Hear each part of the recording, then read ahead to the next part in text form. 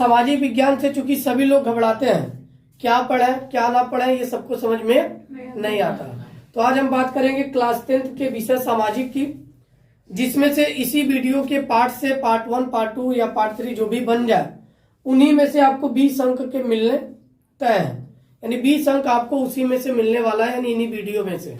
तो वीडियो को आप पूरा देखेंगे, फोकस करेंगे, शांति से पढ़ेंगे और पॉइंट ऑफ व्यू ऐसा देखेंगे जो प्रश्न पूछा गया है उसी से रिलेटेड इसमें, यानी जो मैक्सिमम टाइम रिपीटेड है, लगभग आपके पूरे बुक का जो प्रश्न बार बार पूछा गया है उन्हीं प्रश्नों का पूरा जिक्र इस वीडियो में आपको मिलेगा। आ जाओ चुपचाप बैठ जाओ, हल्ला मत करना। अब यहाँ जो हमारा पहला टॉपिक है वह हमारा फ्रांस है, यानी फ्रांस की यदि हम बात करते हैं तो फ्रांस के एकीकरण से हमारा संबंध है। यानी फ्रांस में राष्ट्रवाद का प्रारंभ हुआ, फ्रांस में लोकतंत्रात्मक शासन आया, लेकिन कहाँ से प्रारंभ हुआ और कैसे हुआ, इन सभी के विषय में हम इसका डिस्कशन करेंगे। सबसे पहले यदि हम बात करें तो फ्रांस की क्रांति का प्रारंभ 1789 ईस्वी में हुआ।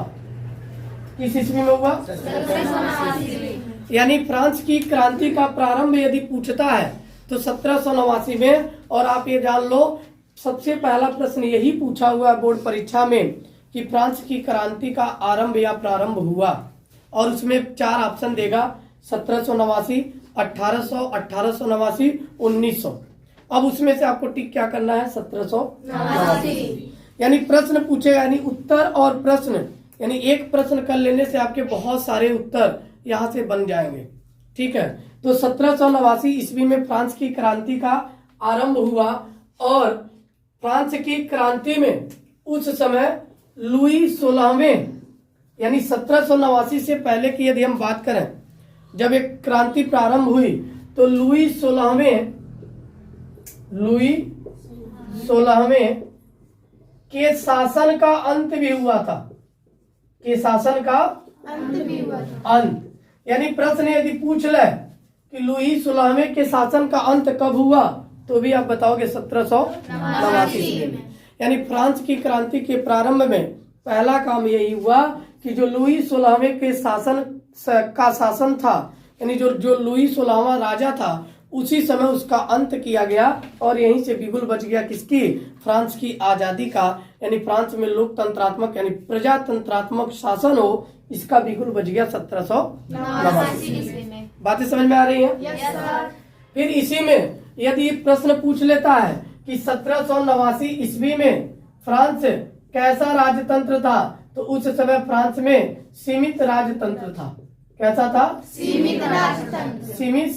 सीमित राजतंत्र, यानी कहीं कहीं पर छोटे छोटे राजाओं में वह दल बटा हुआ था। सीमित राजतंत्र था, यानी राजाओं का तंत्र था, लेकिन कहीं कहीं पर क्या थी? प्रजातंत्रात्मक शासन था, लेकिन पूर्णतः नहीं था। तो पूर्णतः प्रजातंत्रात्मक, उसी के लिए युद्ध प्रारंभ हुआ। तो प्रश्न ये पूछा हुआ है कि 1789 से पूर्व या 1789 में फ्रांस कैसा राज्यतंत्रात्मक शासन था, या फ्रांस में कैसी राज्यतंत्रात्मक शासन व्यवस्था थी, तो उसमें ऑप्शन लगाएंगे आप सीमित राज्य तंत्र। कोई डाउट यहाँ तक? No sir. फिर इसी में यदि हम बात करें राष्ट्रवाद का प्रारंभ, सबसे पहले अगर कोई देश जगा, यानी राष्ट्र के प्रति किसी की भावना जगी, तो वह थी कौन? फ्रांस। यानी फ्रांस से राष्ट्रवाद का प्रारंभ हुआ। यानी प्रश्न आपसे पूछ ले कि राष्ट्रवाद का प्रारंभ किस देश से हुआ या किस देश से संबंधित है, तो ऑप्शन में फ्रांस, जर्मनी, इटली, जापान रहेगा। तो टिक आप किस पे करोगे? फ्रांस पे। यानी राष्ट्रवाद का प्रारंभ कहाँ से देखा गया? फ्रांस से। और इसकी कहानी जो शुरू हुई 1789 से शुरू हुई, और अंत कहाँ होगा? 1848 तक। यानी 1848 में आके 1848 ईस्वी में यह लोकतंत्रात्मक शासन यानी पूर्ण गणराज्य हो गया, और उसी समय घोषित किया गया कि फ्रांस पूर्ण गणराज्य यानी गणतंत्रात्मक राज्य बन गया। जैसे भारत को 26 जनवरी 1950 को गणतंत्रता मिली ना, हमको संविधान हमारा लागू हुआ, तो 26 जनवरी 1950 को हम लोग पूर्ण गणतंत्रात्मक हुए। लेकिन फ्रांस कब हुआ? 1848 ईस्वी में। बातें समझ में आ रही हैं? अब एक प्रश्न पूछा हुआ है कि नेपोलियन का संबंध किस देश से है, तो नेपोलियन का संबंध फ्रांस से है। किससे है? फ्रांस से। यानी नेपोलियन का संबंध फ्रांस से है। और नेपोलियन ने बेटा 1804 ईस्वी में, कब? 1804 ईस्वी में इसने फ्रांस में नागरिक संहिता, फ्रांस में नागरिक संहिता का उदय किया, या इसी को संहिता, या इसी को नेपोलियन संहिता भी कहते हैं। क्या कहते हैं? नेपोलियन संहिता। तो यदि प्रश्न पूछ लेता है फ्रांस में नागरिक संहिता का आरंभ कब हुआ या नेपोलियन संहिता का आरंभ कब हुआ, तो 1804। प्रश्न पूछ लिया नेपोलियन का संबंध किस देश से है, तो किस देश से है? फ्रांस से। अभी मैं आपको उठाऊंगा, पूरा क्वेश्चन पूछूंगा आपसे, क्योंकि टोटल इसी में से प्रश्न पूछा हुआ जो मैंने लिख के बना दिया है। बातें समझ में आ रही हैं? तो बेहद इंपॉर्टेंट सेशन है आपके लिए, इसलिए आप इसको बेहद अच्छे ढंग से इसकी तैयारी करेंगे ताकि किसी प्रकार से कोई दिक्कत ना हो। 1789 के बाद 1830 ईस्वी में, चूंकि जाहिर सी बात है जब कोई क्रांति योजनाएं चलती हैं या क्रांतियां होती हैं या लोग एक साथ समर्थन में आते हैं तो उनमें बिखराव भी होता है। किसी शासन का अंत होगा तो किसी शासन का प्रारंभ हुआ। तो 1789 में लुई 16वें का तो अंत हुआ, लेकिन उस समय लुई 16वें से पूर्व जो बुर्बो वंश यानी फ्रांस में एक वंश था जिसका नाम था क्या? बुर्बो वंश। इसका भी अंत हो गया किस सन में? 1830 में। यानी बुर्बो वंश का अंत कब हुआ? 1830 में। और यह फ्रांस की राज्य क्रांति यानी फ्रांस की जो राज्य क्रांति चल रही थी उसी के दौरान हुआ। फ्रांस की राज्य क्रांति में 1830 ईस्वी में क्या हुआ? बुर्बो वंश का अंत हुआ। अब जब इसका अंत हुआ तो यहाँ पे एक तंत्रात्मक शासन बनाया गया जिसको संवैधानिक राजतंत्र बोला गया। क्या बोला गया? संवैधानिक राजतंत्र का निर्माण हुआ। लेकिन इस समय भी यहाँ का एक शासक बनाया गया, जो शासक कौन था? फिलिप। कौन था? Louis Philippe. यानी इनका क्या नाम था? Louis Philippe. लेकिन लुई फिलिप का भी शासन, क्योंकि राज्य तंत्रात्मक शासन चाहिए था, लोकतंत्रात्मक शासन चाहिए था, तो इनके भी शासन का तंत्र का अंत हुआ। कब हुआ? 1848 में। और 1848 में ही बेटा फ्रांस को गणतंत्र घोषित किया गया। फ्रांस को गणतंत्र कब घोषित किया गया? 1848 ईस्वी में। बातें समझ में आ रही हैं? यानी फ्रांस को गणतंत्रात्मक राज्य घोषित कर दिया गया। यानी फ्रांस में राज्य तंत्रात्मक शासन का पूरी तरह अंत हो गया 1848 ईस्वी में। और उसी समय यानी 1848 से ही फ्रांस में भी गणतंत्रता दिवस मनाया जाने लगा। यानी अब पूरा शासन किसके हाथों में था? प्रजा के हाथों में आ गया। और 1848 यानी क्रांति शुरू हुई 1789 से, और 1848 में इसका अंत हुआ। और 1848 में आने के बाद यह पूर्णतः एक क्या हो गया? गणराज्य घोषित किया गया। और इसी में फ्रांस की गणतंत्रता मनाई गई, यानी फ्रांस गणतंत्र हो गया। फ्रांस क्या हो गया? गणतंत्र। किस सन में हुआ? 1848 में। यदि मैं आपके प्रीवियस PYQ क्वेश्चन पे ध्यान दें, यानी प्रीवियस ईयर क्वेश्चन जो आपके बोर्ड परीक्षा में पूछा हुआ था, तो ध्यान से देखना, बोर्ड पे मैंने जो लिखा है, जो प्रश्न पूछूंगा उसका आंसर इसी में से है। पहला प्रश्न जो पूछा गया, फ्रांस में गणतंत्र की घोषणा किस वर्ष हुई? यानी पहला प्रश्न जो है बेटा, फ्रांस में गणतंत्र की घोषणा किस वर्ष हुई? ऑप्शन दिया है 1815 ईस्वी में, दूसरा ऑप्शन दिया है 1830 में, और तीसरा ऑप्शन दिया है 1848 ईस्वी में, और चौथा ऑप्शन दिया है 1871 ईस्वी में। कब हुआ था? 1848 में। तो मिल गया आंसर? ध्यान दो बेटा, ये 2020 में प्रश्न पूछा हुआ था। फिर 2020 में ही आया। यंग इटली सोसाइटी का संस्थापक, अभी यंग इटली हम लोग पढ़े नहीं, इटली छोड़ दो। फ्रांस की क्रांति हुई। अगला प्रश्न है 2020 में 22 में, 23 में, फिर 22 में भी पूछा था, 23 में पूछा, लेकिन 3 प्रकार से प्रश्न पूछा है। फ्रांस की क्रांति हुई, फिर पूछा है फ्रांसीसी क्रांति का प्रारंभ किस वर्ष हुआ, फिर पूछा है फ्रांस की क्रांति कब हुई थी। तो कब हुई थी? 1789 ईस्वी में। तो रटने की जरूरत है नहीं। एक और प्रश्न इसमें है, ध्यान से पढ़ो। कह रहा इनमें से किस वर्ष में फ्रांस में नागरिक संहिता, जिसे नेपोलियन की संहिता के नाम से जाना जाता है, का उदय हुआ? उदय कब हुआ? 1804 में। कोई डाउट? अब ध्यान दो, अभी फ्रांस से रिलेटेड कितना प्रश्न है।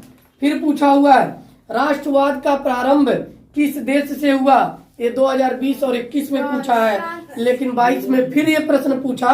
कैसे पूछा? राष्ट्रवाद का प्रारंभ सर्वप्रथम किस देश से हुआ? तो राष्ट्रवाद का प्रारंभ किस देश से हुआ? फ्रांस से। कोई डाउट? फिर ध्यान दो, आगे ये प्रश्न पूछा हुआ है कि 1848 की फ्रांसीसी राज्य क्रांति के फलस्वरूप, यानी 1848 में जो फ्रांस की राजनीतिक क्रांति थी उसके परिणाम स्वरूप फ्रांस की राज्य क्रांति जो थी उसके परिणाम स्वरूप क्या मिला? अब ऑप्शन सुनो।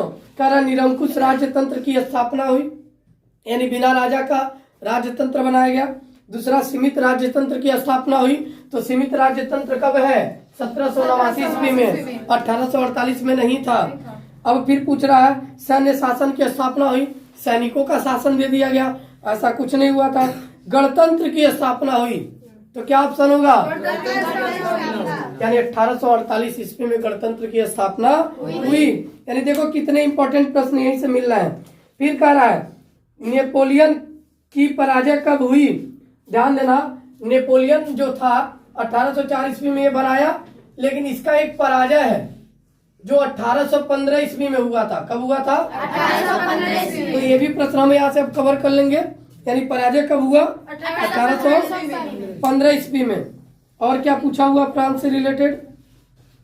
हाँ, फिर पूछा है 1789 में फ्रांस किस प्रकार का राज्य था? 1789 में फ्रांस किस प्रकार का राज्य था?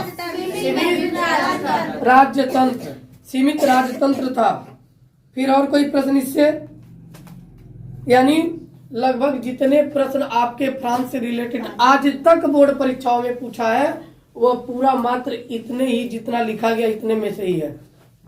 आगे भी जो पूछेगा वो इतने में से ही पूछेगा। तो एक बार अच्छे ढंग से यदि आप वीडियो को 1-2 बार देख के सुन लेते हो केवल, तो भी आपको याद हो जाएगा, रटने की जरूरत नहीं।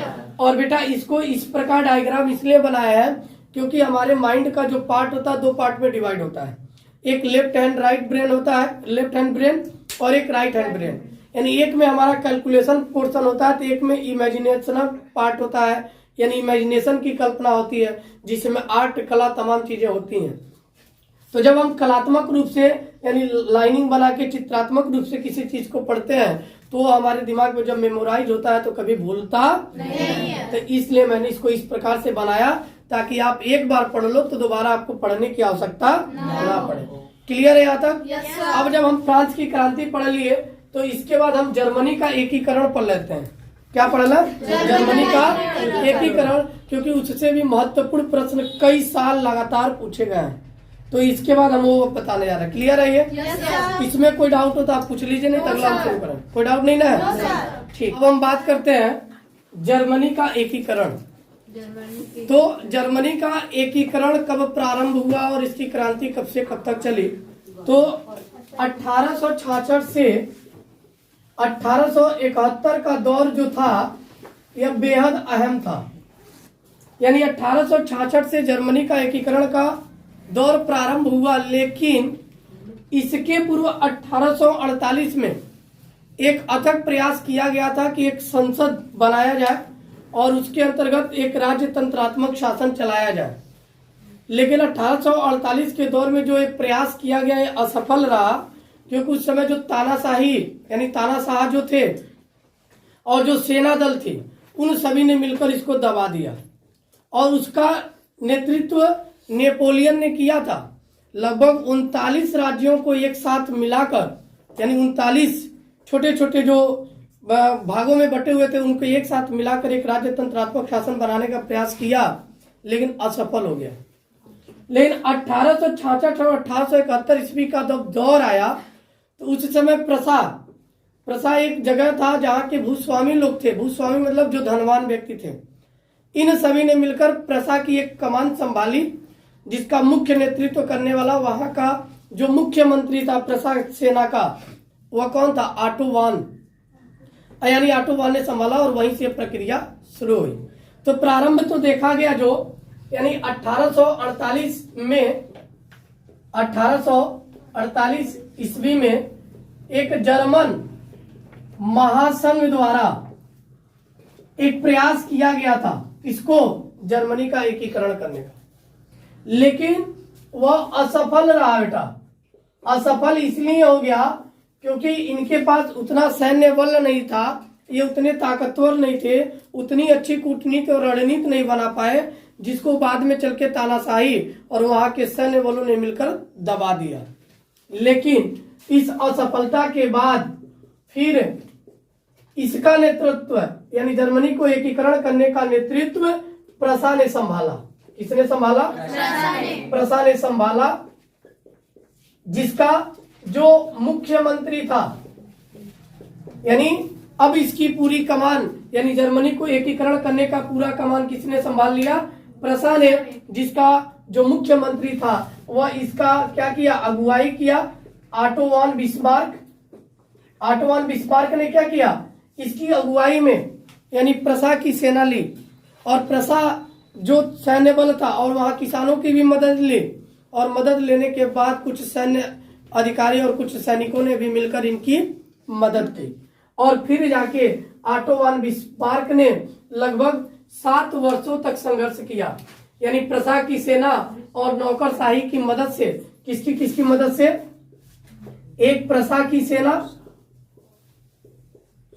और कुछ लोग नौकरशाही जो थे, जो नौकरी में थे, यानी इन दोनों लोगों की मदद से इसने क्या किया?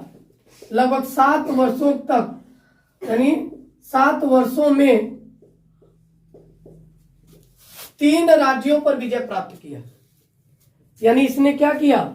जैसे ही इसका असफल रहा, यानी जर्मनी के एकीकरण जो जर्मन महासंघ बनाया गया था उसके द्वारा असफल रहा, तब प्रसा ने कमान संभाली, और उसका जो मुख्यमंत्री था ऑटो वान बिस्मार्क, यह मुख्य नेतृत्व करता था। प्रश्न इससे पूछ लेता है कि जर्मनी के एकीकरण का मुख्य जो करता था या नेतृत्व करता था वो कौन था? तो ऑटो वान बिस्मार्क, जिसने कमान कब संभाली थी? 1866 से 1871 ईस्वी तक संभाला था। अब इसमें इसने पहला काम क्या किया? मदद लिया। किसकी? प्रसा की सेना और नौकरशाही, और लगभग 7 वर्षों के अंतराल में इसने ऑस्ट्रिया,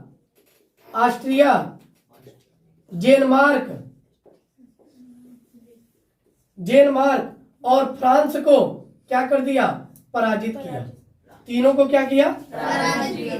पराजित किया। और पराजित करने के बाद, यानी चूंकि ऑस्ट्रिया, डेनमार्क और फ्रांस ये 3 ऐसे अलग अलग क्षेत्र थे जहां पे तानाशाही तंत्रात्मक शासन था, और इन तीनों पर इसने क्या किया? विजय पाया। किसकी मदद से? प्रसा की सेना और नौकरशाही। 7 वर्षों के अंतराल में जब इसने इन तीनों देशों पर विजय प्राप्त कर लिया, तो यहीं से जर्मनी का एकीकरण पूर्ण हुआ। एकीकरण पूर्ण हो गया, और ये 1871 ईस्वी में 1871 ईस्वी में इसने जर्मनी का एकीकरण पूर्ण किया। और जैसे ही जर्मनी का एकीकरण पूर्ण हो गया, यानी जर्मन अब क्या हो गया? एक स्वतंत्र राज्य बन गया। यानी 1871 में ही जर्मन क्या हो गया? एक स्वतंत्र राज्य बन गया। और इस स्वतंत्र राज्य की जो प्रथम कमान संभाली, यानी जो प्रथम सम्राट था, वो विलियम क्या था? विलियम प्रथम था। यानी इसने प्रथम सम्राट जो था वो विलियम प्रथम को बनाया, विलियम प्रथम को। यानी अब यहां से प्रश्न पूछ सकता है कि जर्मनी का एकीकरण जर्मनी का एकीकरण पूर्ण हुआ तो किस वर्ष हुआ? 1871 जर्मनी स्वतंत्र हुआ किस वर्ष हुआ? 1871 में। जर्मनी का प्रथम सम्राट यानी स्वतंत्र राज्य का प्रथम स्वतंत्र सम्राट किसे बनाया गया? विलियम प्रथम को। और विलियम प्रथम जो थे बेटा, यह एक स्वतंत्र राज्य का प्रथम सम्राट बना और साथ ही साथ जर्मनी का एकीकरण भी पूर्ण हो गया। यानी जर्मनी का एकीकरण का इतिहास जो है प्रारंभ कहां से हुआ? जर्मन महासंघ से। यानी जर्मन महासंघ 1848 में आई और ये सोची कि हम जर्मनी को अब इकट्ठा कर लेंगे, एकीकृत कर लेंगे। तो जर्मनी को एकीकृत करने के दौरान कुछ समस्याएं थी जिसकी वजह से वो एकीकृत नहीं हो पा रहा था। इनके पास सैन्य बल भी नहीं था, लोग भी नहीं थे और उतनी जागरूकता वो जर्मनी में उस वक्त फैला नहीं पाए थे।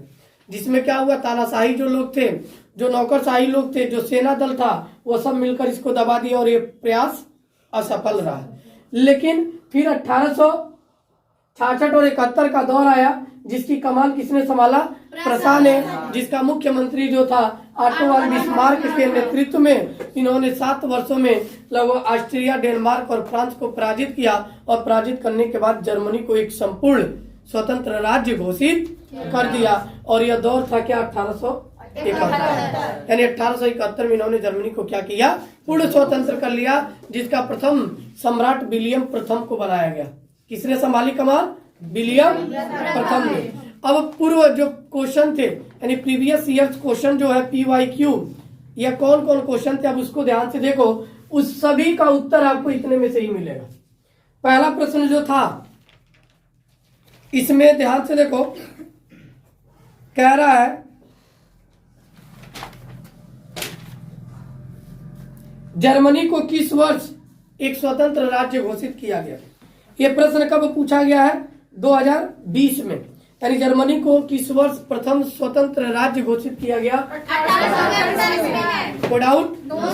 अगला प्रश्न, जर्मनी का एकीकरण का श्रेय इनमें से किसे दिया जाता है? यह प्रश्न पूछा था 2020 में। लेकिन उसी प्रश्न को दूसरे तरीके से पूछा कि जर्मनी के एकीकरण में मुख्य भूमिका किसकी थी? और ये पूछा 2021, 22, 23 यानी पिछले वर्ष भी पूछा था। यानी ये प्रश्न बेहद इंपॉर्टेंट है आपके 2024 के लिए। किसको? ऑप्शन है auto von Bismarck, Hitler, Kaizer, William प्रथम, मेक्सिन। नहीं, ऑटो वन बिस्मार्क यह मुख्य नेतृत्व करता था। यानी यह मुख्य नेतृत्व करता था। क्लियर? या इसी शब्दों में हम बात करें तो मुख्य भूमिका किसकी थी? यानी जर्मनी के एकीकरण में मुख्य भूमिका ऑटो वन बिस्मार्क की थी। कोई डाउट? अब नहीं कंफ्यूजन होगा। फिर देखो प्रश्न पूछा है बेटा इसी में, जर्मन संस्कृत में बोक्सडिस्ट का आशय है। ध्यान दो, जब राष्ट्र की भावना उत्पन्न हुई तो राष्ट्र का जर्मन शब्द में अर्थ होता है राष्ट्र का जर्मन शब्द। यानी प्रश्न पूछा था जर्मन संस्कृति में बोक्सजिस्ट का आशय था। बोक्सजिस्ट का आशय क्या था बेटा? राष्ट्र से। किसका था? राष्ट्र। यानी जर्मन शब्द जो है वह हमारे आम बोलचाल में हम राष्ट्र बोलते हैं ना, जर्मन शब्द में उसको बोलते हैं बोक्सजिस्ट। क्या बोलते हैं? बोक्सजिस्ट। फिर आगे प्रश्न पूछा हुआ है इसी में, जर्मन संस्कृति हो गया। हाँ, फिर एक प्रश्न पूछा है ऑटो वन बिस्मार्क का संबंध किस देश से है? ये 2022 और 23 में पूछा हुआ है। किस देश से है? जाहिर सी बात है जर्मनी से होगा, क्योंकि भाई जर्मनी का एकीकरण का पूरा श्रेय, पूरी मुख्य भूमिका, पूरा योगदान किसने निभाया? ऑटो वन बिस्मार्क ने। तो कर लोगे ऐसे प्रश्नों को? तो लगभग 3 से 4 प्रश्न आपके बोर्ड परीक्षा में पूछे गए हैं और उन सभी प्रश्नों का उत्तर इसी में है। और आगे भी जो प्रश्न बन सकते हैं, जो पूछे जाएंगे, वह इसी में से होगा। ध्यान दो, यानी प्रश्न यदि आप इसी में से पूछ ले, फिर आपको प्रश्न रिपीट कर सकता है। इस साल क्या बना सकता है? प्रश्न यदि पूछ लिया कि ये बताओ कि ऑटो वन बिस्मार्क के नेतृत्व में किन 3 राज्यों पर विजय मिली? तो ऑस्ट्रिया, फ्रांस। क्लियर है? अब इसी में से आपको प्रश्न पूछ लिया कि जर्मनी का जब एकीकरण हो गया, यानी जर्मनी जब स्वतंत्र राज्य बन गया, तो उसका प्रथम सम्राट कौन था? कौन था?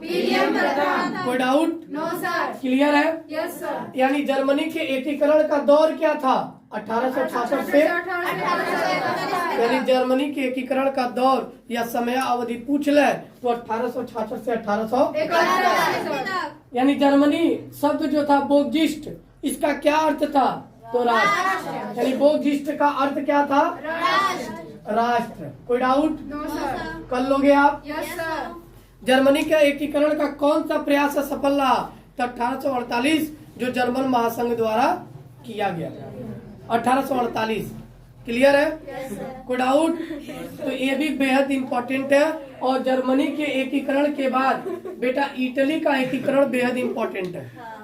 यानी इसके बाद क्या इम्पोर्टेंट है? इटली का एकीकरण। और ध्यान दो, इससे आपका केवल यही नहीं पूछता है बेटा, आपका अति लघुत्तरी या लघुत्तरी में भी प्रश्न पूछ लेता है कि जर्मनी के एकीकरण पर प्रकाश डालिए या जर्मनी के एकीकरण पर संक्षिप्त टिप्पणी डालिए। और ये ध्यान दो, ये भी कई बार पूछा हुआ है प्रश्न, यदि ध्यान से सुन लो तो इसमें लिख भी लोगे।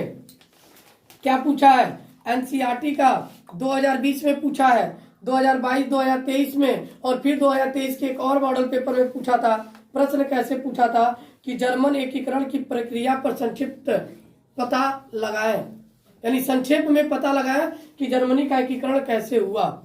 फिर क्या? जर्मनी का एकीकरण कब और कैसे हुआ। फिर पूछा जर्मनी के एकीकरण की प्रक्रिया के बारे में एक संक्षिप्त लेख लिखिए। फिर पूछा है कि जर्मनी का एकीकरण कैसे हुआ। अब यही पूरी बातों को मिलाकर हम लिख सकते हैं। झगड़ा यहाँ पे हम जेन लिख दिया है, ये डेनमार्क है, और डेनमार्क को क्या कहा जाता है? हवाओं का देश। हवाओं का देश। ठीक है? Yes sir. तो इससे जितने भी इम्पोर्टेंट प्रश्न बन सकते हैं पूरा हम लोग देख चुके हैं। तो इसलिए इस पूरे वीडियो को आप 2 से 3 बार कम से कम देख लेना, ताकि बोर्ड परीक्षा तक आपको दोबारा पढ़ने की आवश्यकता न पड़े। 1 से 2 बार वीडियो देखोगे, ऑटोमेटिक पूरा तैयार हो जाएगा और बहुविकल्पी और कहीं से नहीं आएगा, पूरा का पूरा इसी वीडियो में से आने वाला है। तो 20 अंक तो आपका तय है। ठीक है? अब जर्मनी का एकीकरण हो गया, अब इटली के एकीकरण पर हम प्रकाश डालते हैं इसके बाद। क्लियर? Yes sir. आगे बढ़ा जाए? Yes sir. ठीक है, तो ध्यान दो। ठीक है, हंसो नहीं, ओके सर। क्योंकि हंसना स्वास्थ्य के लिए लाभदायक है लेकिन पढ़ाई के लिए हानिकारक है। तो पढ़ाई करते वक्त बिल्कुल ना हंसे, बी सीरियस होकर पढ़ाई करें। और सामाजिक विज्ञान लोग मानते हैं बहुत बोरिंग सब्जेक्ट होता है, सामाजिक और केमिस्ट्री। और केमिस्ट्री के लिए तो कहावत बन गई है कि केमिस्ट्री की हिस्ट्री बड़ी बेवफा है, और रात को याद करो दिन को। तो केमिस्ट्री और सामाजिक विज्ञान पढ़ते वक्त आपके अंदर पेशेंस और धैर्य भी होना चाहिए। हम लोग फ्रांस पढ़ लिए, जर्मनी का एकीकरण पढ़ लिए। अब हम बात करेंगे किसका? इटली का एकीकरण। यानी एकीकरण का ही दौर चल रहा था उस समय। और इटली के एकीकरण का दौर जो प्रारंभ हुआ बेटा, वो प्रारंभ कब हुआ था? 19वीं शताब्दी में। कब हुआ था? 19वीं शताब्दी में। तो यदि आपसे पूछ लेता है इटली के एकीकरण का प्रारंभ कब हुआ, तो हमारा आंसर होगा 19वीं शताब्दी में। लेकिन इटली के एकीकरण करने में, यानी इटली को एकीकरण मतलब एकत्रित करने में, जो कई राज्यों में कई छोटे छोटे टुकड़ों में बटा हुआ था, उसको एक प्रजातंत्रात्मक यानी एक संसद और एक शासन के अंतर्गत लाया जाए, इसमें काम करने के लिए बहुत लोगों ने प्रयास किया। पहला प्रयास देखा जाए तो ज्यूसेफ मेत्सिन ने किया था। किसने किया था? 1830 का दशक था, यानी 1830 के दशक में ज्यूसेफ मेत्सिन ने यह प्रयास किया कि इटली को क्या किया जाए? एकीकरण किया जाए।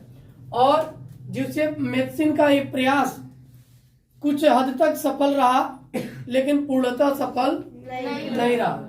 लेकिन इन्होंने एक चीज सफलता किया, उस समय इन्होंने एक गुप्त संगठन का निर्माण किया जिसको यंग इटली के नाम से जाना जाता था। यंग यानी यंग इटली के संस्थापक कौन थे, या यंग इटली गुप्त संस्था का निर्माण किसने किया? तो ज्यूसेफ मेस्सिनी ने। ज्यूसेफ मेस्सिनी ने यंग इटली की संस्था का क्या किया? निर्माण किया। अब इनका प्रयास उतना सफल नहीं रहा, तो बाद में 1859 ईस्वी में ज्यूसेफ गैरीबाल्डी आए और ज्यूसेफ गैरीबाल्डी ने अपना कमान संभाला, यानी नेतृत्व किया किसको, इटली को एकीकरण करने का। तो इटली का एकीकरण करने का जो दौर 1859 ईस्वी में आया वह ज्यूसेफ गैरीबाल्डी ने किया और इनके नेतृत्व में जो सार्डिनिया पीडमांट यानी सार्डिनिया पीडमांट, अब सार्डिनिया पीडमांट यानी इन्हीं के नेतृत्व में सार्डिनिया पीडमांट ने क्या किया, सबसे पहले ऑस्ट्रिया को पराजित किया। ठीक, सबसे पहला काम क्या किया इन्होंने, ऑस्ट्रिया को पराजित किया, ऑस्ट्रिया को पराजित किया। और ऑस्ट्रिया को पराजित करने का मुख्य श्रेय किसको मिलता है, ज्यूसेफ गैरीबाल्डी को। लेकिन सवाल ये पूछ लिया ऑस्ट्रेलिया को पराजित उन्होंने कब किया, तो 1859 ईस्वी। और ज्यूसेफ गैरीबाल्डी के ही नेतृत्व में 1860 ईस्वी में ही इन्होंने क्या किया, स्पेन को भी पराजित किया, यानी मुख्य भूमिका निभाने का कार्य किया ज्यूसेफ गैरीबाल्डी ने इटली के एकीकरण में। यानी इन्होंने दो देशों को यानी ऑस्ट्रिया और स्पेन को पराजित किया, किसकी मदद से, सार्डिनिया पीडमांट। यानी सार्डिनिया पीडमांट के जो लोग थे, जो सैन्य बल था, यहाँ तक कि जो वहां के प्रधानमंत्री थे, इन सभी लोगों ने मिलकर क्या ज्यूसेफ गैरीबाल्डी के नेतृत्व में काम किया और किसको हरा दिया, ऑस्ट्रिया और स्पेन को। और जैसे ही ऑस्ट्रिया और स्पेन को हराया तो इसके बाद 1861 का दौर आया। 1861 ईस्वी में इन्होंने देखा कि भाई एकीकृत हो गया इटली, तो एकीकृत इटली के समय उसमें राजा किसको बनाया जा, तो इन्होंने राजा किसको बना दिया, इमैनुअल द्वितीय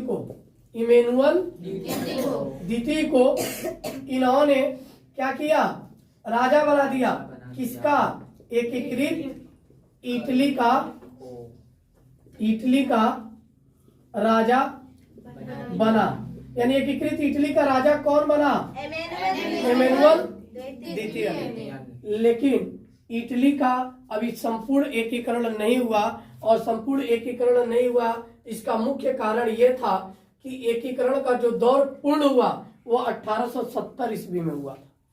किसमें हुआ था, 1870 ईस्वी में। तो इमैनुअल द्वितीय के बाद इन्होंने देखा कि भाई एकीकरण आंदोलन में सार्डिनिया पीडमांट यानी सबसे ज्यादा भागीदारी कौन निभा रहा है, सार्डिनिया पीडमांट। और सार्डिनिया पीडमांट के जो प्रधानमंत्री थे उनके नेतृत्व में इन्होंने पहला काम क्या किया कि भैया जो ऑस्ट्रिया और स्पेन के बीच में जो युद्ध था, ठीक है, फ्रांस नहीं, इन्होंने पहला काम क्या किया 1860, यहीं से हम देख लेते हैं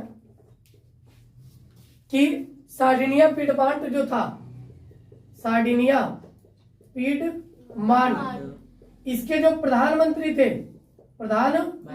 और उस समय दौर के प्रधानमंत्री कौन थे, काबुल, इनके नेतृत्व में एक संधि कराई गई थी। संधि हुआ किसका किसका, फ्रांस का व सार्डिनिया पीडमांट का। यानी इन्होंने अपने देश और फ्रांस के बीच एक संधि करा लिया था। और इस संधि का मुख्य नेतृत्वकर्ता कौन थे, प्रधानमंत्री काबुल। कौन थे, प्रधानमंत्री काबुल। और एक चीज और याद रखना, यानी इमैनुअल द्वितीय जब एकीकृत इटली का राजा बना तो राजा बनने के बाद भी कुछ मतभेद होता ही है। अब उस मतभेद को दूर करने का काम इन्होंने किया, और जैसे जैसे मतभेद दूर होता गया तो 1870 में इटली का पूर्णतः एकीकरण हो गया। क्या हो गया, पूर्णतः। यानी इटली का एकीकरण का पूर्ण यानी पूर्ण योजना कब सफल हुई, तो 1870 ईस्वी में। बातें समझ में आ रही हैं? कोई डाउट? अब बेटा इससे जितने भी इम्पोर्टेंट प्रश्न बन सकते हैं यह सभी प्रश्न इसमें हैं, लेकिन बार बार इटली के एकीकरण की असफलता का कारण पूछता है। और इटली के एकीकरण की जो मुख्य मुख्य कारण था, असफलता का मुख्य कारण वो वहां की भाषा थी। क्या थी? भाषा। क्योंकि इटली का जो मुख्य भाषा था वह क्या था? इतावली। इतावली। मुख्य भाषा इतावली थी। लेकिन दुर्भाग्यवश इतावली सभी लोग नहीं बोल पाते थे। यानी अनेक क्षेत्रों में अनेक भाषाओं का संगम था। अलग अलग जगह पे अलग अलग भाषाएं बोले जाती थी। यानी जैसे भारत में हर जगह भाषाएं अलग अलग हैं। भारत में भाषाओं की भिन्नता है। कहा जाता है कोस कोस पर पानी बदले 4 कोस पर बानी। यानी एक कोस चल दो, एक कोस लगभग 3 किलोमीटर के बराबर होता है। तो एक कोस चल जाने के बाद पानी का स्वाद बदल जाता है, और 3 कोस चल लो यानी 1 कोस पर पानी बदले 4 कोस पर पानी, लगभग 4 कोस चल दो यानी 4 से 12 किलोमीटर, तो वहाँ की भाषा भी बदल जाती है। जैसे भी अब हम बोलचाल में क्या बोलते हैं? भोजपुरी बोलते हैं। लेकिन यही हम थोड़ी सी दूरी पे चले जाए, देवरिया चले जाए या बिहार चले जाओ, तो वहाँ पे लोग भोजपुरी में ही बोलते हैं, लेकिन उनका लहजा अलग होता है। वो रउआ का के रउआ सुनत बाटी, रउआ ये काम कैलानी बहुत अच्छा लगला हमरा के, उनका भाषा अलग होता है। हम लोग क्या कहते हैं? बहुत बढ़िया काम कैला, हमें ठीक लगल। तो भाषा क्या है? अलग। फिर हम सामान्य हिंदी भी बोलते हैं, लेकिन भाषाओं का अलग अलग संगम अलग अलग प्रकार से हर जगह देखा गया है। क्लियर? अब इससे जो मुख्य प्रश्न बन सकते हैं, ये पहले हम इस पे जिक्र कर लेते हैं। PYQ क्वेश्चन पर प्रश्न यदि हम ध्यान दें बेटा, पहला यही है, इटली का एकीकरण किसके नेतृत्व में किया गया? ध्यान देना प्रश्न को। इटली का एकीकरण किसके नेतृत्व में किया गया? यानी किया गया से तात्पर्य है पूर्ण किया गया। तो 2 नाम है, एक ज्यूसेफ मेस्सिन है, इन्होंने प्रयास किया लेकिन ये पूर्ण नहीं हुआ। लेकिन एक ज्यूसेफ गैरिबाल्डी है, इन्होंने प्रयास नहीं किया, पूर्ण किया। तो जब पूछेगा किसने किया, तो नाम किसका आएगा? ज्यूसेफ। तो ऑप्शन में दिया हुआ है Giuseppe Garibaldi, Otto von Bismarck, Napoleon, William प्रथम। तो कौन किया था? कोई डाउट? फिर पूछा हुआ है कि इटली का एकीकरण किस वर्ष हुआ? तो 1870। हाँ, यानी पूर्ण किस वर्ष हुआ था? 1870 कोई डाउट? फिर कह रहा है 1861 में एकीकृत इटली का सम्राट किसे घोषित किया गया? तो किसे घोषित किया गया था? इमैनुअल द्वितीय को। इमैनुअल, कोई डाउट? फिर और क्या इटली से रिलेटेड? हाँ, इटली से रिलेटेड यंग इटली सोसाइटी का संस्थापक कौन है? ध्यान दो, यंग इटली पूरा नाम सोसाइटी भी जोड़ लो। यंग इटली सोसाइटी का संस्थापक कौन है? या निम्नलिखित नेताओं में से किसने गुप्त संगठन यानी यंग इटली बनाया? गुप्त संगठन यंग इटली पूछे, चाहे यंग इटली सोसाइटी पूछे, इसका नायक पूछे, चाहे किसने किया, तो उसने किसने किया भैया? ज्यूसेफ मेस्सिन ने किया। ज्यूसेफ मेस्सिनी ने किया था। किसने किया था? कोई डाउट? यानी इस चैप्टर से जितने भी महत्वपूर्ण प्रश्न बने वह सभी आप लोगों ने देख लिया। फिर यहाँ पे अब लघुत्तरी में भी प्रश्न पूछा है, कह रहा है इटली के एकीकरण पर संक्षिप्त टिप्पणी लिखिए। और दीर्घ उत्तरी प्रश्न में भी पूछा इटली के एकीकरण पर प्रकाश डालिए। फिर पूछा है इटली के एकीकरण की प्रक्रिया वर्णन कीजिए। फिर पूछा उसी में इटली एकीकरण के महत्वपूर्ण भूमिका निभाने वाले 3 नेताओं के नाम लिखिए। फिर पूछा है इटली का एकीकरण कैसे हुआ। तो 3 महत्वपूर्ण नेता आपके सामने है, कौन कौन? ज्यूसेफ मेस्सिन, ज्यूसेफ गैरिबाल्डी और सार्डिनिया पिडमांट के प्रधानमंत्री काबूल। इन्होंने भी तो पूरा नेतृत्व संभाला। इन्होंने फ्रांस से संधि किया, और फ्रांस से संधि किया तो भाई इटली और मजबूत हो गया, इसलिए किसी को भी पराजित करना आसान था। ये 3 मुख्य नेताएं थे। इन नेताओं ने मिलकर क्या किया? इटली का एकीकरण का संपूर्ण बागडोर संभाला और इटली का एकीकरण 1870 में पूर्ण किया। कोई डाउट यहाँ पर? पूछ लेता है इटली के एकीकरण की असफलता का मुख्य कारण क्या था? तो वहाँ की भाषा में जब विभिन्नता हो तो हम एक नहीं कर पाते हैं किसी को। जैसे इसी क्लासरूम में कोई इंग्लिश समझने वाला बच्चा हो, कोई हिंदी समझने वाला बच्चा हो, कोई भोजपुरी समझने वाला बच्चा हो, तो हम एक सामान्य बोलचाल में क्या कर रहे हैं, एक भाषा का प्रयोग कर रहे हैं, हिंदी भाषा का प्रयोग कर रहे हैं। तो ऐसे में हिंदी बच्चे को तो बहुत अच्छे से समझ में आएगा, बट इंग्लिश समझने वाला बच्चा नहीं समझ पाएगा। तो ठीक उसी प्रकार जब आप देश के प्रति प्रेम की भावना लोगों को उजागर कर रहे हैं, आखिर इटली को क्यों एकीकरण किया जाए ये भावना आप व्यक्त कर रहे हैं, एकीकरण से क्या लाभ होगा ये भावना व्यक्त कर रहे हैं, और भाषाएं अलग अलग हों तो ऐसे में उन्हें एकत्रित कर पाना मुश्किल होता है। तो सबसे बड़ा कारण यही था कि वहाँ की भाषा इतावली थी, लेकिन प्रत्येक क्षेत्र में नहीं बोला जाता था, अनेक क्षेत्रों में अनेक भाषाओं का प्रयोग किया जाता था। कोई डाउट कर लोगे आप? Yes sir. अब इसके बाद बेटा जो चैप्टर 2 शुरू होता है उसके विषय में हम डिस्कशन करेंगे, और उसमें महत्वपूर्ण भूमिका निभाई है महात्मा गांधी ने। यानी महात्मा गांधी कब आए भारत, क्या आंदोलन उन्होंने किया, किस दौर में किया, कब तक किया, इनसे प्रश्न पूछता है। तब अगला टॉपिक हम पढ़ेंगे महात्मा गांधी के विषय में। इसको इरेज किया जाए? Yes sir. कोई डाउट यहाँ से नहीं ना नो सर। है? कोई प्रश्न पूछना है? No sir. क्लियर है सभी चीजें? Yes sir. ठीक है, ओके। अब हम लोग पढ़ते हैं क्या महात्मा गांधी के विषय में। जब महात्मा गांधी के विषय में हम बात करते हैं तो महात्मा गांधी का नेतृत्व जो था वह भारत की आजादी में एक अहम भूमिका वाला था, और ये अहिंसावादी थे। यानी इनका मानना था कि हम भारत को आजादी दिलाएंगे, बट बिना किसी को मारे और बिना किसी को कुछ कहे। यानी ये कुछ ऐसे कारनामे भी करते थे कि लगता था अंग्रेजों को हाँ यार हम लोग गलत कर रहे हैं, छोड़ना चाहिए।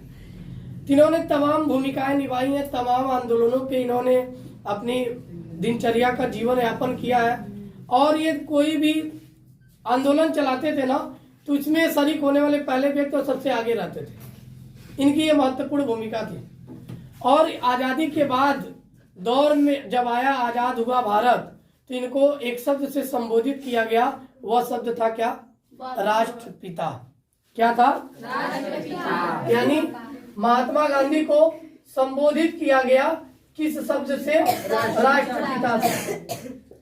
यानी आप ध्यान देता, मैं केवल जिक्र उस पॉइंट ऑफ व्यू पे कर रहा हूँ जो आपके सिलेबस में है, आउट ऑफ सिलेबस नहीं जाएंगे, क्योंकि आउट ऑफ सिलेबस पढ़ेंगे तो महात्मा गांधी को पढ़ने में 2-3 दिन भी कम पड़ जाएंगे, क्योंकि इन्होंने समय समय पे बात पे इन्होंने आंदोलन कर दिया है। तो ऐसे आंदोलनों को नहीं पढ़ना, लेकिन जो आपके सिलेबस में है उस आंदोलन के विषय में हम जिक्र करेंगे। और पहला प्रश्न यही बनाया हुआ है कि राष्ट्रपिता शब्द से किसे संबोधित किया गया है, यानी भारत में राष्ट्रपिता शब्द से किसे संबोधित किया गया है। ऑप्शन में तमाम लोग हैं और महात्मा गांधी हमारे सही हो जाएंगे। कौन हो जाएंगे? महात्मा गांधी। लेकिन महात्मा गांधी की शिक्षा दीक्षा बेटा यहाँ हुई नहीं थी, दक्षिण अफ्रीका में हुई थी। तो एक प्रश्न और बना के पूछा है कि दक्षिण अफ्रीका से महात्मा गांधी भारत कब वापस लौटे? अफ्रीका से भारत वापस लौटे किस सन में? 1915। Very good, 1915। यानी महात्मा गांधी 1915 ईस्वी में दक्षिण अफ्रीका से भारत लौटे। और जब भारत लौटे तब तो ये दुर्दशा देख पाए भारत के लोग कैसे हैं, किन किन विपदाओं और आपदाओं से सामना कर रहे हैं। तो इस विषम परिस्थिति को देखते हुए इन्होंने तमाम आंदोलनों का प्रारंभ किया। और बात करें बेटा, इनका जो पहला सत्याग्रह आंदोलन था, सत्याग्रह आंदोलन, वह था चंपारण सत्याग्रह। चंपारण सत्याग्रह आंदोलन जो 1916 ईस्वी में, ठीक है, कहीं कहीं 1917 ईस्वी भी है, तो 1916 ईस्वी में इन्होंने चंपारण सत्याग्रह आंदोलन का आरंभ किया, और यही इनका पहला सत्याग्रह आंदोलन था। ये इनका क्या था? पहला सत्याग्रह। तो प्रश्न ये बनाया हुआ है बोर्ड परीक्षा में कि महात्मा गांधी द्वारा पहला सत्याग्रह आंदोलन चलाया गया, और उसमें तमाम ऑप्शन है, उसमें से सही ऑप्शन क्या होगा? चंपारण सत्याग्रह। कोई डाउट यहाँ तक? कोई कंफ्यूजन? No sir. एक चीज और ध्यान देना, महात्मा गांधी बेटा आंदोलन तो चला ही रहे थे, लेकिन ये लेखक भी थे, और इन्होंने एक हिंद स्वराज नाम की किताब भी लिखी है। तो हिंद स्वराज के लेखक अगर पूछ लेता है तो भी कौन थे भैया? महात्मा गांधी थे। अब इन्होंने तमाम आंदोलन किए हैं, तो अन्य आंदोलनों पर भी बात कर लें जो आपके सिलेबस में है। अन्य आंदोलन में बेटा पहला जो आंदोलन था ये हमारा चंपारण सत्याग्रह आंदोलन हो गया। फिर इन्होंने असहयोग आंदोलन चलाया। क्या चलाया? असहयोग आंदोलन। नाम से ही पता है बेटा, आंदोलन। असहयोग आंदोलन से ही पता है, नाम से, यानी मदद ना करना। क्या? मदद ना करना। और असहयोग आंदोलन बेटा इन्होंने 1920 में शुरू किया था। कब शुरू किया? 1920। और असहयोग आंदोलन के अंतर्गत, यानी इसका मुख्य कारण यदि पूछ ले कि मुख्य कारण क्या था असहयोग आंदोलन चलाने का, इसका मुख्य कारण था खिलाफत आंदोलन। क्या था? खिलाफत आंदोलन। यानी पूछ लेता है कि असहयोग आंदोलन का मुख्य कारण क्या था, तो आप क्या लिखोगे? खिलाफत आंदोलन। या पूछ लेता है खिलाफत आंदोलन किससे संबंधित है, तो असहयोग आंदोलन कब प्रारंभ हुआ? 1920। कोई डाउट? फिर बात आती है सविनय अवज्ञा आंदोलन की। सविनय अवज्ञा आंदोलन की। और बेटा इसी दौर में, भारत की आजादी के ही समय जब ये दौर चला सविनय अवज्ञा आंदोलन की, यह दशक था 1930। कब चलाया था? 1930।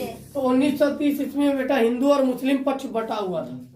यानी एक दल था मुस्लिम समुदाय, वह भारत के साथ यानी हिंदुओं के साथ संग नहीं करना चाहता था। वह चाहता था क्या हो, हम अलग रहें, हमारा एक अलग राष्ट्र बने। और बाद में चल के उनका प्रयास बिल्कुल सफल रहा और एक और भारत का टुकड़ा टूट के अलग हुआ। और 14 अगस्त 1947 को पाकिस्तान एक देश बनाया गया और वहाँ पे मुस्लिमों का शासन हो, यानी मुस्लिम वहाँ पे शासक हो, इसलिए उस देश का बंटवारा कर, यानी हिंदुस्तान से ही पाकिस्तान का बंटवारा किया गया, लेकिन 14 अगस्त 1947। इसलिए पाकिस्तान अपनी स्वतंत्रता दिवस कब मनाता है? 14 अगस्त को, और भारत मनाता है 15 अगस्त को। तो सविनय अवज्ञा आंदोलन में ये अलग अलग समुदाय यानी अलग अलग जाति के लोग, यानी मुस्लिम और हिंदू पक्ष तो बटे हुए थे, अलग अलग लोग भी बटे हुए थे। तो ये आंदोलन मुख्य रूप से भूमिका यही था कि एक संघ बने, यानी एक राष्ट्र का निर्माण हो और भारत में ही सभी लोग हों। लेकिन महात्मा गांधी का ये प्रयास सफल नहीं रहा। और सविनय अवज्ञा आंदोलन में इन्होंने जो जोर दिया, किस बात पर अधिक बल दिया बेटा, तो इन्होंने नमक पर अधिक बल दिया था। किस पर बल दिया था? नमक पर। और सविनय अवज्ञा आंदोलन के ही अंतर्गत नमक पर जोर देने का तात्पर्य इनका यही था कि भैया इसे अमीर और गरीब दोनों यूज करते हैं, लेकिन सवाल ये है जब अमीर और गरीब दोनों यूज करते हैं तो नमक को ही इन्होंने प्राथमिकता क्यों दिया? क्योंकि नमक का प्रयोग बेटा ये नहीं है कि हम बहुत अमीर है तो हम नमक 1 किलो सब्जी में आधा किलो नमक डाल देंगे, हम भी 1 ही चम्मच डालेंगे। हम बहुत गरीब है तो ये नहीं करेंगे 1 चम्मच की जगह हम 1 चुटकी नमक डाल दें या कम डाल दें, क्योंकि नमक की मात्राओं का सदुपयोग जो होता था वो बराबर बराबर होता था, चाहे वो अमीर हो या गरीब हो। इसलिए सविनय अवज्ञा आंदोलन में इन्होंने नमक पर अधिक बल देते हुए, यानी नमक के महत्व को समझाते हुए लोगों पे एकत्रित करने का काम किया था, लेकिन यह असफल रहा, पूर्णतः सफलता नहीं मिली थी। फिर इन्होंने एक और आंदोलन दिया था बेटा, भारत छोड़ो। भारत छोड़ो आंदोलन इन्होंने दिया, ठीक। और भारत छोड़ो आंदोलन के अंतर्गत यह लगभग माना जाता है कि ये महात्मा गांधी का आखिरी आंदोलन था, जिस समय 1942 का दौर था और उस समय भारत को क्या मिली, उसी समय आजादी की एक झलक दिखाई दी और भारत छोड़ो आंदोलन चरम सीमा पर था और काफी जोरों शोरों से चला। कोई डाउट? महात्मा गांधी से बेटा आपके सिलेबस में मात्र इतना ही पूछने वाला है। पूछेगा लघुत्तरी दीर्घोत्तरी में तो असहयोग आंदोलन के विषय में पूछ सकता है, सविनय अवज्ञा आंदोलन के विषय में पूछ सकता है, सविनय अवज्ञा आंदोलन के असफल होने के कारणों के विषय में पूछ सकता है। तो आप इसे एक बार डिटेल में जरूर पढ़ लेंगे। लेकिन बहुविकल्पी के प्रश्न, अति लघुत्तरी के जो प्रश्न बनेंगे बेटा इतने से ही बनेंगे, इसके अलावा बनने वाले नहीं। अब प्रश्न क्या क्या पूछे, क्या क्या बने हैं, अब उसके विषय में यदि हम जिक्र करें तो पहला इनका प्रश्न बना 2022 और 23 में हिंद स्वराज पुस्तक के लेखक हैं महात्मा गांधी। कोई डाउट? No sir. फिर प्रश्न पूछा भारत में राष्ट्रपिता कहकर किसको संबोधित किया गया? महात्मा गांधी को। फिर प्रश्न पूछा बेटा कि भारत छोड़ो आंदोलन किसने प्रारंभ किया? भारत छोड़ो आंदोलन किसने प्रारंभ किया? फिर प्रश्न पूछा बेटा, असहयोग आंदोलन का मुख्य कारण क्या था? खिलाफत वेरी गुड, क्या है? खिलाफत खिलाफत। आंदोलन। फिर प्रश्न पूछा, सविनय अवज्ञा आंदोलन की शुरुआत किस महत्वपूर्ण घटना के साथ की गई? नमक कानून। यानी नमक कानून, अंग्रेजों ने एक नमक कानून बनाया था, उसे तोड़ने के लिए इन्होंने सविनय अवज्ञा आंदोलन का आरंभ किया था। सविनय अवज्ञा आंदोलन कब चलाया गया? 1930 में। देखो कितना प्रश्न पूछा इनसे। फिर इन्हीं से प्रश्न पूछा है, महात्मा गांधी दक्षिण अफ्रीका वापस कब लौटे? 1915। सविनय अवज्ञा आंदोलन में महात्मा गांधी ने नमक को अत्यधिक महत्व क्यों दिया? अब ऑप्शन सुन लो एक बार। ऑप्शन दिया, नमक का प्रयोग अमीर गरीब सभी करते थे। दूसरा, यह भोजन का अभिन्न हिस्सा था। तीसरा, नमक तैयार करने पर सरकार का अधिकार था। उपयुक्त में से सभी। नमक का प्रयोग अमीर और गरीब दोनों करते थे, ठीक है। और नमक महात्मा गांधी ने इसी आंदोलन के अंतर्गत उन्होंने नमक बनाने की प्रक्रिया भी शुरू कर दिया। तब अंग्रेजों को लगा भैया जो नमक बना सकता है वो कुछ भी बना दे सकता है। फिर उन्होंने सूती कपड़ों का भी उद्योग शुरू किया, कपड़े भी यही। तो अंग्रेजों को ऐसा लगा भाई हम यहाँ से कपास खरीद के ले जाते थे तो बना के ले आते थे, भारत में ही बेचते थे महंगे दामों में। फिर उन्होंने देखा कि भाई अब उससे धागा बना लिया, धागे से कपड़े बना लिया, ये तो बहुत बुद्धिमान आदमी है, आगे बढ़ जाएगा। तो इसलिए उन लोगों ने तमाम अवरोध पैदा किए, लेकिन महात्मा गांधी रुकने वाले नहीं थे। बापूजी जो थे चश्मे वाले बापू, वो बहुत अहम भूमिका निभाए भारत की आजादी में। उनके कुछ गौरवशाली इतिहास भी रहे, तो कुछ ऐसे भी इतिहास रहे जो उनको एक निंदनीय बना देता है, उनको अच्छा साबित नहीं करता है। लेकिन जब हम किसी के किए गए कार्यों से संतुष्ट होते हैं और उसके किए गए कार्यों से कोई ना कोई सफलता मिले, तो उसकी अच्छाइयों पे हमें प्रकाश डालना चाहिए, बुराइयों पे प्रकाश नहीं डालना चाहिए। तो महात्मा गांधी को बहुत से लोग अच्छे भी बताते हैं, बहुत से लोग खराब भी बताते हैं, लेकिन वो हमारे लिए अच्छे थे। यदि अच्छे नहीं मानोगे तो फिर वे पूछे गए प्रश्न आप सॉल्व नहीं कर पाओगे, क्योंकि आप इनके विषय में पढ़ना नहीं चाहते। तो महात्मा गांधी बहुत अच्छे व्यक्तित्व वाले व्यक्ति थे, इनके विषय में पढ़े। और ये प्रश्न आपके पेपर में जो प्रीवियस ईयर क्वेश्चन पेपर आप उठा के देखोगे, जितने प्रश्न आज तक के बने हैं, जब से बोर्ड एग्जाम बना और अब तक जितने भी प्रश्न बने हैं सब इसी में से बने हैं, कोई अलग से आने वाला नहीं है। जब से महात्मा गांधी सिलेबस में जुड़े हैं, इतने में से ही प्रश्न पूछा है। तैयारी कर लेंगे आप लोग? खूब अच्छे से ढंग से पढ़े, तन मन धन लगा के तैयारी करें। पार्ट 1 का वीडियो आपको मिल जाएगा, पार्ट 2 पार्ट 3 का भी वीडियो मिल जाएगा। 3 पार्ट में से ही आपके 20 नंबर के प्रश्न आने हैं, इसके अतिरिक्त आपको कुछ पढ़ने की आवश्यकता नहीं है। तो सभी लोग तैयार कर लेंगे इतना? बाकी आप लघुत्तरी और दीर्घोत्तरी का जो प्रश्न इम्पोर्टेंट है उस पर भी एक वीडियो बना दिया जाएगा, कुछ जिक्र कर दिया जाएगा, वो भी आपको वीडियो जल्दी मिल जाएगा। लेकिन इसके लिए सबसे पहले क्या करना पड़ेगा? लाइक शेयर सब करना पड़ेगा। तो लाइक करें, सब्सक्राइब करें, कमेंट करें और शेयर करें, और पूरा वीडियो देखना ना भूलें, क्योंकि यही आपके भविष्य को निर्धारित करेगा। या 20 अंक नहीं बेटा, आपके परसेंटेज को बढ़ाने में भागीदारी निभाएगा। क्लियर है?